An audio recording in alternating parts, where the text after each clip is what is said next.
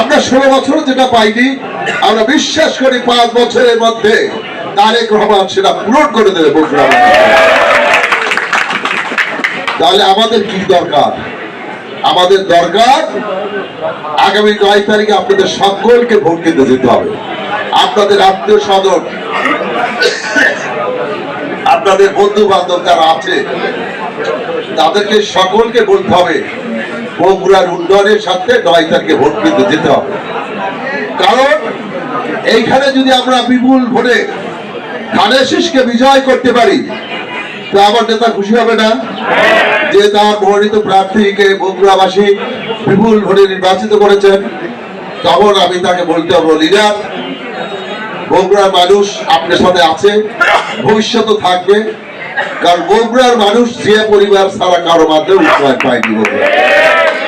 আপনি 2001-5-এ 1-6 যা করে গেছেন, তারপর বগুড়ার মানুষ আর কোনো উন্নয়ন দেখে নাই।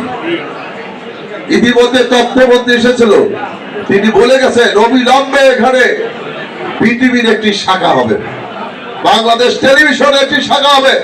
মাননীয় প্রধানমন্ত্রী আমাদের দেশমাতা খালেদা জিয়া তার ভিত্তিপ্রস্তর করা কোনো কাজই পড়ে থাকবে না ইনশাআল্লাহ।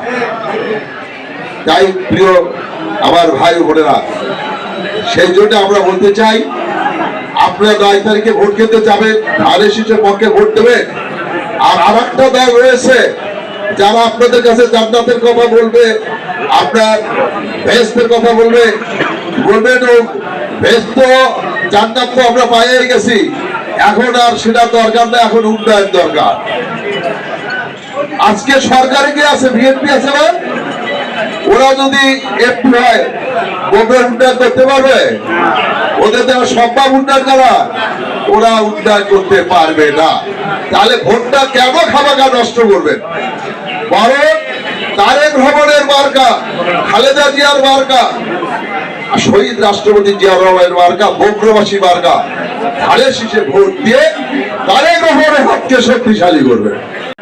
যে আগে নির্বাচিত করেছেন আমাদের প্রিয় নেতা বিএনপি চেয়ারম্যান জনাব তারেক রহমান, এখন বাংলাদেশের কি এটা কি আমাদের গর্বের বিষয়। আমরা যখন তার জন্য এই উপনির্বাচনে ভোট চাওয়ার গেছিলাম, তখন সবাইকে বলছি আপনারা যদি ভোট দেন আমাদের নেতা আগামী দিনে বাংলাদেশের প্রধানমন্ত্রী হবে।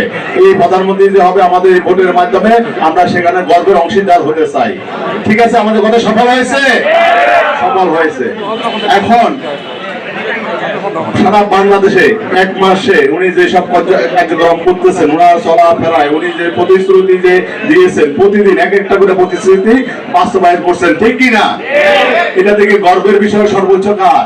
এই বগুড়া সদর আসনের ভোটার বিন্দুতে বেশি না বগুড়াবাসী, আর বগুড়াবাসীর মধ্যে সদর আসনের ভোটারদের সর্বোচ্চ বেশি। কারণ আমাদের গর্বের বিষয়, আমাদের ভোটে নির্বাচিত প্রধানমন্ত্রী সারা বাংলাদেশের মানুষের জন্য, 18 কোটি মানুষের জন্য কাজ করছেন মানবিক ভাবে। এই নির্বাচনে সংখ্যাগরিষ্ঠতা পেয়ে আল্লাহ রাব্বুল আলামিনের ইচ্ছায় আমাদের প্রিয় নেতা, আত্মার আত্মীয়, আমাদের স্বপ্নের পুরুষ জনাব তারেক রহমান এই বগুড়া সদর থেকে নির্বাচন করে মাননীয় প্রধানমন্ত্রীর দায়িত্ব পালন করছেন, ঠিক?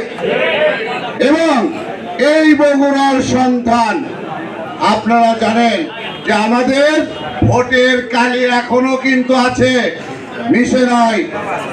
মাত্র 1 মাস আমাদের স্বপ্নের পুরুষ জনাব তারেক রহমান দায়িত্ব, বাংলাদেশের দায়িত্ব পরিচালনার দায়িত্ব নিয়ে এই 1 মাসে আপনাদের কর্মকাণ্ড, আমাদের এই যেগুলো এই নির্বাচনে ইস্তেহারে যেগুলো কথা বলেছিল, কথা দিয়েছিল, এই 1 মাসে দেখেন মোটামুটি ভাবে কিন্তু পূরণ করেছে।